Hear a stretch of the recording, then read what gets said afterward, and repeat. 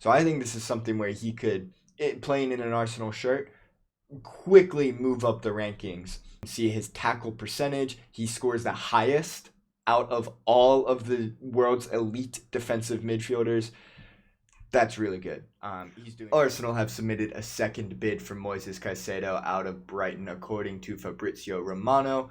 It is believed that the total fee is in excess of 75 million, which is getting closer and closer to that 80 million euro fee that Brighton have slapped on Moises Caicedo. Today, guys, we are examining whether or not Moises Caicedo is worth 80 million.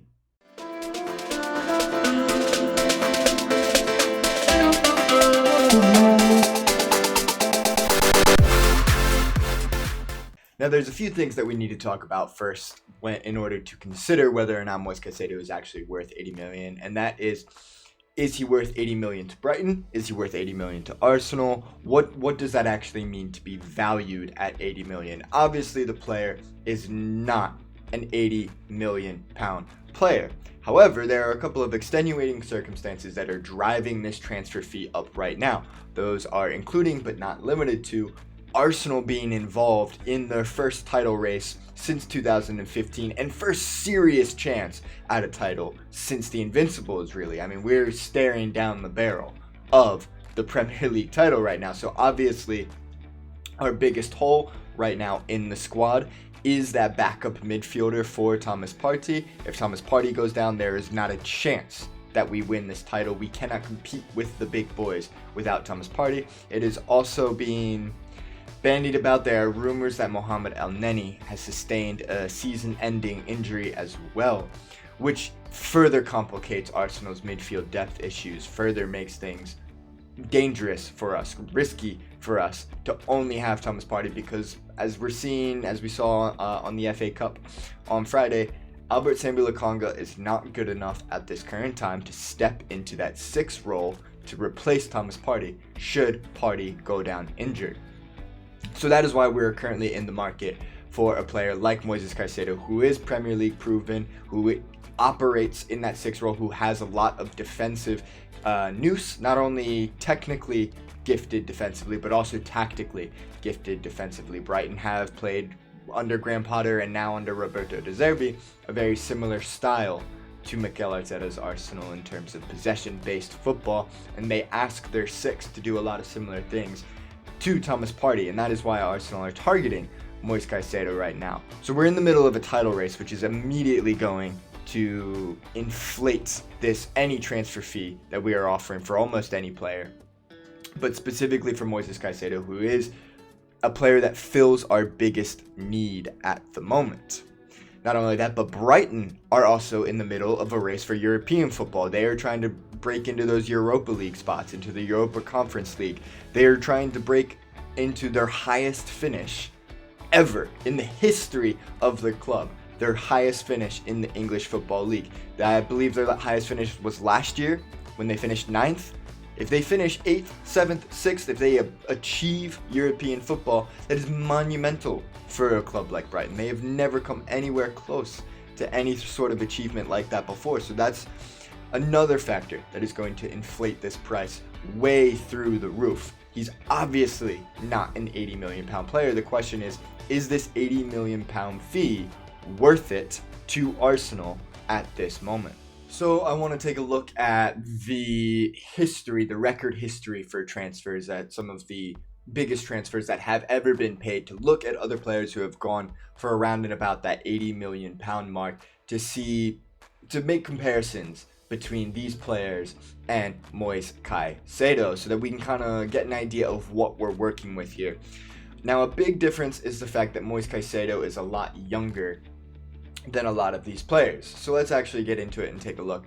Obviously, we have our record setters: Neymar, Mbappe, Dembele, Coutinho, João Felix, Griezmann. These are all the players that have cost record fees. Of course, Cristiano Ronaldo, Eden Hazard, Gareth Bale at that time was a record fee. There's a few players that are going to be in here a couple of times. In this left-hand column, we have the market value at that time. That's what Transfermarkt is valuing the player at. I would recommend not really paying too much attention to that. The number that we're paying attention to is this fee over here on the right hand side. That's the fee that was actually paid for the player. I would also then maybe look at age to see the age profile. So for example, Anthony is 22 years old and cost 100 mil. Is he a 100 million pound player right now? No, absolutely not. He's a fidget spinner. He sits there and does the most ridiculous trick moves that aren't even really trick moves. They're just like interesting things that he can do with the football. That's what he brings. He brings ball retention in the final third. I think he has 2 goals in the Premier League for Man United. He's obviously not a 100 million pound player, but he very well could become a 100 million pound player over the course of his contract, over the course of his career at Manchester United. The players that I really want us to like focus on and look at with a little bit more of a stronger gaze, a little bit more detail, are players like Frankie de Jong here, who was 22 when he went from Ajax to Barcelona for 86 million euros. Now this is very similar to a very similar situation to what we would be paying for Moises Caicedo. It is a little bit different, of course, because he's coming from a different league. Barcelona weren't quite, the pressure on Barcelona wasn't quite what it was for us at the time. Barcelona, of course, have a lot more money to bandy about in that transfer market. We've all seen all of these things about their financial levers. If you haven't, there's a couple of really good videos and interesting articles out there that kind of talk about Barcelona's financial situation. So Frankie de Jong is a comparable player to what comparable situation, comparable scenario to what this Moises Caicedo to Arsenal move is shaping up to look like. In my opinion, Frankie de Jong is just much better than Moises Caicedo. Now, they are very different types of players. Frankie de Jong is more of a deep-lying playmaker, whereas Moises Caicedo is more of a ball winner who kind of can progress the ball moving forward. I think Moises Caicedo is a very similar profile to N'Golo Kante, but he does have a bit better of passing range. He offers more moving forward, in my opinion, than N'Golo Kante. One thing that N'Golo Kante is really good at, or was really good at over the course of the last 5 years, as he's kind of falling off now, was winning the ball back and very quickly moving it forward. And I think that's what Moises Caicedo offers. I think he just offers a little bit more range, a little bit more options in terms of moving the ball forward. Don't think he quite has the engine, the work rate, say that N'Golo Kante does. He's not quite as strong defensively as N'Golo Kante, but it's a similar sort of profile and player. I think moving on to page 2, this is where we'll really see a lot of the things. Aurelien Tchouameni here, this is a perfect example. Aurelien Tchouameni went for exactly 80 million euros this past summer from Monaco to Real Madrid. He was 22 at the time. I believe he's still 22 years old. Moises Caicedo is 21 years old. He's just turned 21, so he's still very young. Very young. And he's a very high potential player. He has a very high ceiling to his profile. So I think Aurelien Tchouameni is an interesting comparison. I think Tchouameni is just a completely different level of player. Tchouameni is world class right now. Moises Caicedo is not world class right now. He has the potential to become world class. Now, of course, as Arsenal fans, we're all hurt by this Nicolas Pepe signing. That was also 80 million euros, 72 million pounds, I believe, as was Kai Havertz. It's kind of a cursed fee, this 72 million. Darwin, Kai Havertz, Nicolas Pepe, Kepa Arrizabalaga. All of these players have gone for 72 million pounds and not really worked out. I think the only one that did was Lucas Hernandez, but that, of course, was for Bayern Munich. So we're all hurt a little bit with our record transfer signing, and Moises Caicedo, if he does go for that 80 million pounds mark, would be Arsenal's new record signing. Now, as you scroll down a little bit further through this list, you start getting into players who would be cheaper than Moises Caicedo. So Casemiro, of course. I'm not sure why Mykhailo Mudryk is here. Maybe this is the initial fee.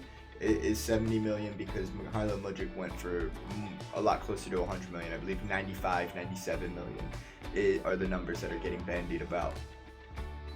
So I'm not entirely sure why Mykhailo Mudryk is here. And this is one of those things you can't fully trust transfer marks. They're not 100% accurate.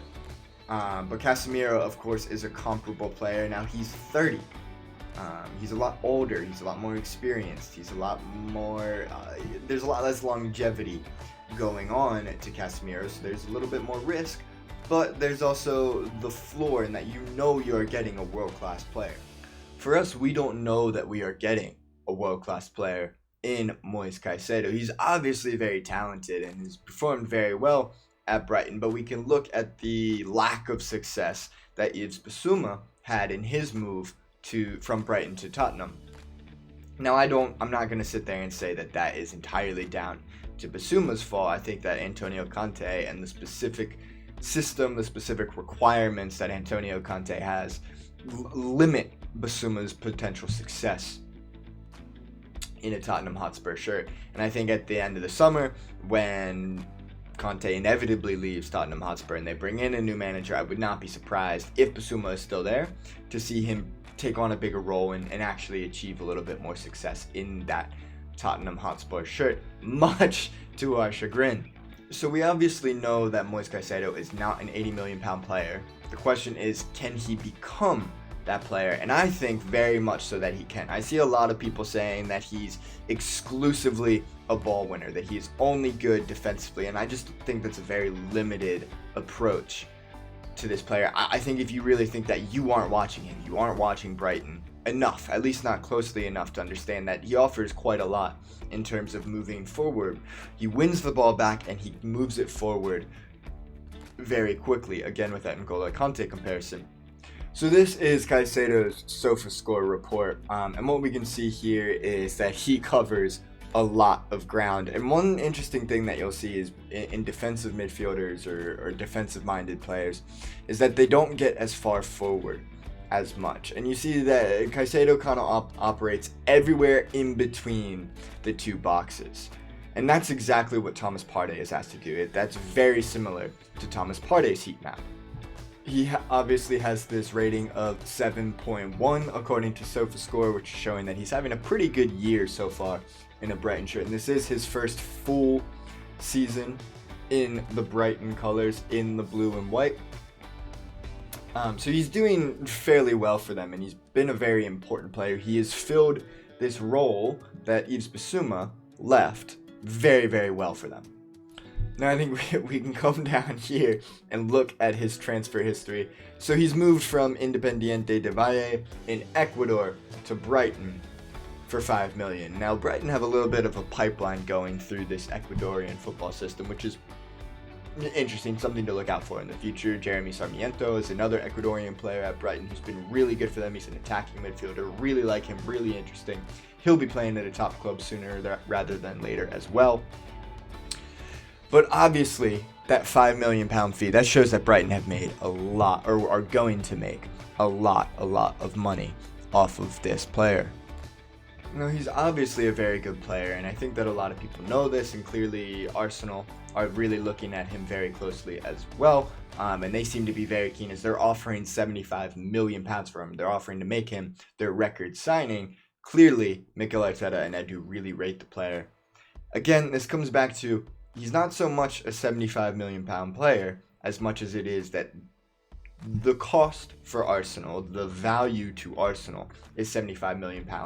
Because we need a player who can fill in for Thomas Partey, who can provide competition and rotation for Thomas Partey to get us over the line, to get us this Premier League title. We are competing on multiple fronts. We are also competing, of course, for the Europa League. I think we are currently the favorites, the betting favorites for the Europa League. And considering that Manchester United is really the only other competition, Barcelona are in the Europa League as well. They dropped down, they finished third in their Champions League group, and they're in the Europa League as well. Barcelona have been very, very solid this season, particularly domestically. In La Liga, they've been very, very good. So I think that Manchester United and Barcelona, who happen to be playing each other, are really our only competition, or our biggest competition, I should say, for that Europa League trophy. So we're going to need to have players who can step in and fill that role. We saw on Friday in the FA Cup that if Thomas Partey isn't on the pitch, that defensive midfield loses a lot. When Thomas Partey came off with that potential rib injury, which thank God it's turned out to be not serious, we lost a lot of control in that midfield, and Manchester City just dominated the entire second half. Now this is moving in to look at his FBRef, and we can see here that to me this exemplifies that he's a lot more than just this defensive ball winner, this defensive destroyer that people seem to be convinced that he is. He offers a lot of passing abilities as well. Now clearly his tackles and his interceptions, his blocks are all very high as well. But something interesting here is this pass completion percentage, where he scores in the 80th percentile of all players. Now that's really, really good. That's really, really good. Excuse me, in the 80th percentile of all midfielders. Now that's really, really good. And we can see that this actually improves in certain areas. For example, his long passing completion percentage, he's in the 97th percentile. Now, of course, just looking at a player's statistics in isolation doesn't tell the whole story. So one thing that I like to really do with FBRef is to use their player comparison tool to see how the player stacks up against other players in his position, other players in his role, the role that he would be filling, to see if he can step in and provide that same level of talent and importance to the team as the player that he will be replacing or upgrading upon. So what I've done here is I've created an Excel spreadsheet, and I've compared Moises Caicedo to Thomas Partey, to Fabinho, to Rodri, to Casemiro, and Enzo Fernandez to see how he stacks up against some of the world's most elite defensive midfielders and another one of the world's up-and-coming elite defensive midfielders. Now for Fabinho, I compared him to last year's Fabinho, and everyone else it is compared to how they are playing this year, because Rodri, Casemiro, and Thomas Partey are all having elite level seasons. Now this is where things do get a little bit concerning on Caicedo's end, is that there are certain areas where he stacks up really well against the world's best, and certain areas where he falls short. Now what I've done is I've highlighted Thomas Partey, because all that we are asking Caicedo to do is to come in and to compete against Thomas Partey, is to provide competition, to provide replacement depth for Thomas Partey. That is what we are asking Caicedo to do. We are not asking him to improve upon Thomas Partey, but to provide competition with Thomas Partey. So I've highlighted Thomas Partey in this orange here, and I've highlighted Moises Caicedo in this green here, so that these players stand out. Now you'll see some of these tables, they're all taken from FBRef, and I sorted them by certain statistics to kind of make things just a little bit easier to read. So if this statistic is highlighted yellow, like you'll see here, it's because that is the statistic that I am sorting by. Now let's start with his non-pen XG and expected assists per 90. Every single statistic that you see here is sorted by per 90. So this is where Caicedo really falls short. Now, of course, Enzo Fernandez is going to be a player who excels in this regard, and he is kind of heads and shoulders above the pack. You see here Rodri, who's Rodri's probably the best defensive midfielder in the world at this current time. I mean, obviously, Casemiro and Thomas Partey are right there with him, but Rodri is probably the standout defensive midfielder. And this is an area where Enzo Fernandez is just heads and shoulders above the entire rest of the pack. Casemiro, as well, is providing a lot of output in this Manchester United side, which is, fairly interesting to note, in my opinion. However, we are comparing Thomas Partey with Moises Caicedo, where they are comparable, they're similar. Now Fabinho last year as well, who was a world-class defensive midfielder, Moises Caicedo is not that far off from him as well.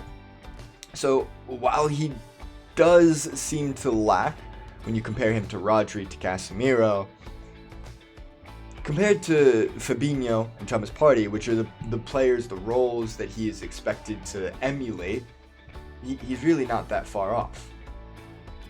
Now moving down into shooting, he does get a lot of his shots on target.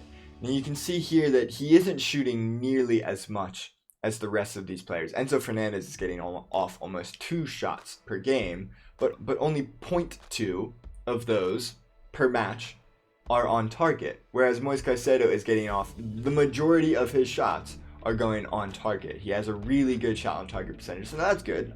When you compare that with Thomas Partey, who is kind of renowned for blasting the ball up into the upper deck of the Emirates, that's something that hopefully we can see improve upon. He is shooting from distance, and you'd like to see him get a little bit closer to goal. On average, this is his average shot distance right here, this metric. So I think I would personally like to see that drop down a little bit into the teens, like Fabinho, Thomas Partey, Rodri. But he's not being asked to shoot that much. He's not being asked to score that much. If he provides 1 goal per season, 2 goals per season, that's pretty much all that he's being asked to do. Here's a really important set of metrics, which is his passing. These are all of his passing metrics. And you can see here that the volume for his passing is a lot lower than some of the other players like Rodri, like Enzo Fernandez, who are a lot more involved all over the pitch in terms of passing up and down the pitch. These players are getting off about 100 passes per match. The important thing to know here is his completion percentage, which is basically indicating how well we keep the ball, or how well the player keeps the ball, and that's something where he really does stand out. In terms of his long passing completion percentage, the only player in this list of elite center midfielders, center defensive midfielders, is Rodri, who is only 0.9% higher than Moises Caicedo. So that's really good.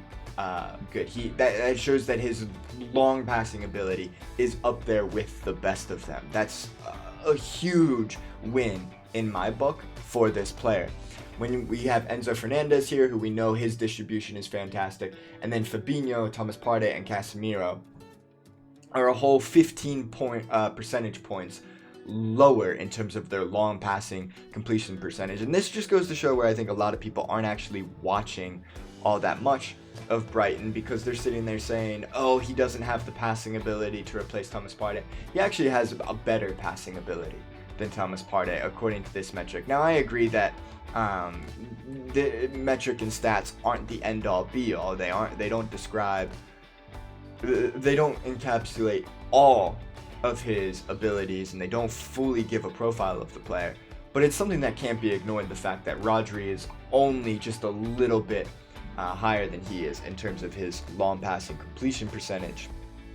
His key passes per 90, he's up there with the best of them. Of course, this is another metric where Enzo Fernandez stands out. And his passes into the opposition penalty area, he's actually the best outside of Enzo Fernandez of all of these elite defensive midfielders.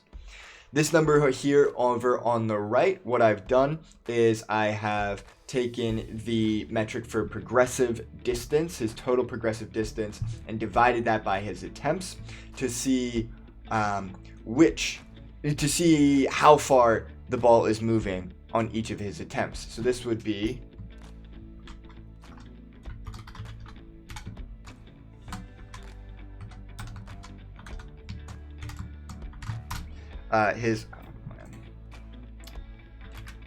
his distance per attempts per 90.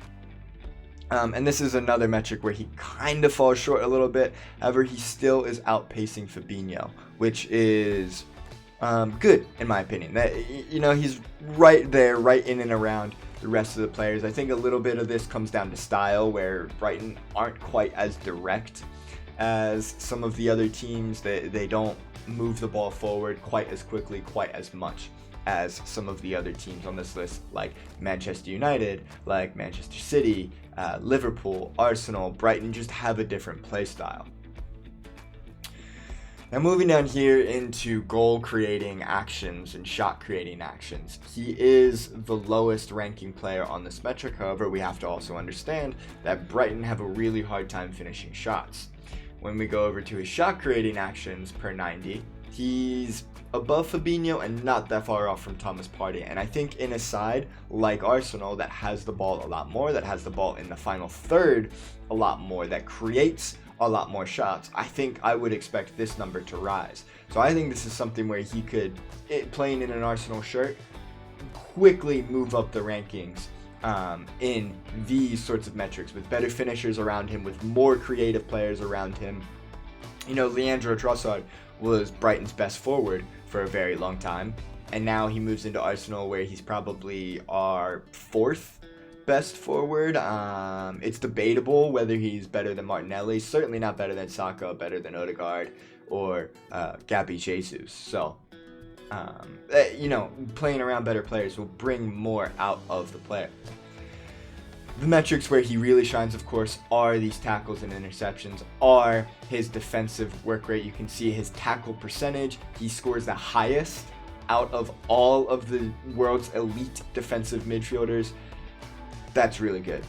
He's doing really well for himself. He's getting more tackles in the opposition third than Casemiro. He's equaling Thomas Partey for his tackles in the opposition third. So I think when in terms of defensive ability, which is the primary thing that we are asking Moises Caicedo to do to fill in for Thomas Partey, and particularly in this high press, yeah, he can step into that role. He is ready to step into that role today. He could, if Arsenal signed him today, he could step in on his debut and provide very little defensive drop-off compared to Thomas Partey.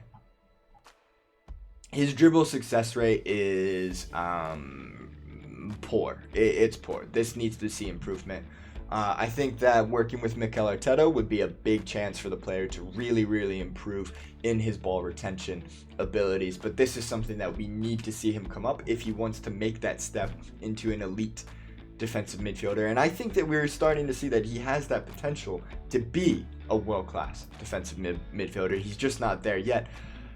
I really think the ceiling for this kid is, I think the sky's the limit for him. I think he really could be a world-class player. And playing under Thomas Partey, who's going to be another an elite player for the next 1 to maybe 3 years, which gives Moises Caicedo time to develop, could be really big for him.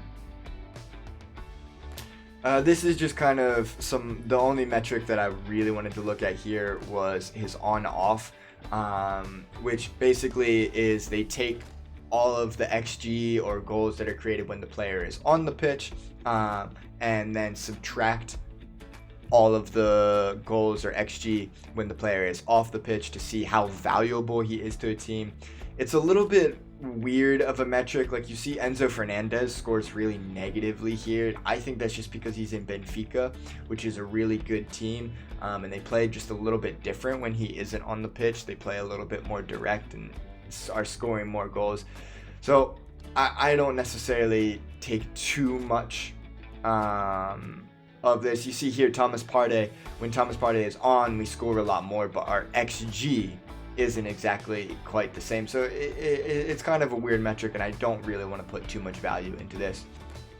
And then lastly here we have his aerial win rate, where he is is recording higher metrics than every single one of the world's current elite defensive midfielders. That's really big. That's really big.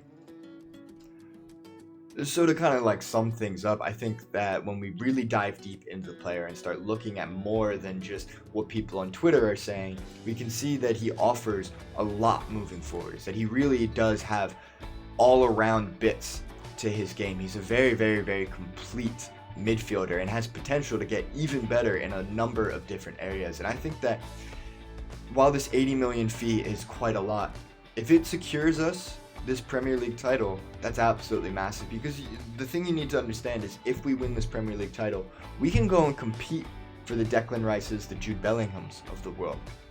We can go and compete for it makes us that much more attractive of an option. It helps us secure the long-term contracts of Bukayo Saka and William Saliba. If we win this Premier League title, there's a lot, dominoes will fall that provide a lot of stability, a lot of success, a lot of growth for this Arsenal club. And so this £80 million fee, we aren't just paying it for Moises Caicedo, we're paying it to win the Premier League, to be able to re-sign our elite, our world-class young players, to be able to sign future world-class players like potentially Jude Bellingham in the summer or Declan Rice in the summer. And so for that reason, in my opinion, this £80 million fee, while it is a lot of money, the player is absolutely worth it. Alright, lads, ladies, and other False Nine Show listeners, thank you so much for joining us today. I hope you enjoyed this video. I hope that you gleaned a couple of interesting and quality information from our analysis of Moises Caicedo. Again, I really would like to see this player in an Arsenal shirt. If we don't get him, we do need another midfield option. A player or a person who is really doing a lot of work and interesting analysis is Edu's Barbecue. I'm going to put the link to his work when it comes to potential defensive midfield options down below in the description. So give him a check, give him a follow if you can. And aside from that, please leave a like, a comment, a subscribe. It really helps the channel out. Let me know what you think. If you think that there are other players that we should go instead of Moises Caicedo, other cheaper options, things like that. There are interesting players perhaps out of like Spain, like Rayo Vallecano, who I think there are some interesting defensive midfielders. Of course, there's Martin Zubimendi, who we have also been linked with. There's several defensive midfield options out there. So please let me know your guys' thoughts, and I look forward to seeing you at the next one.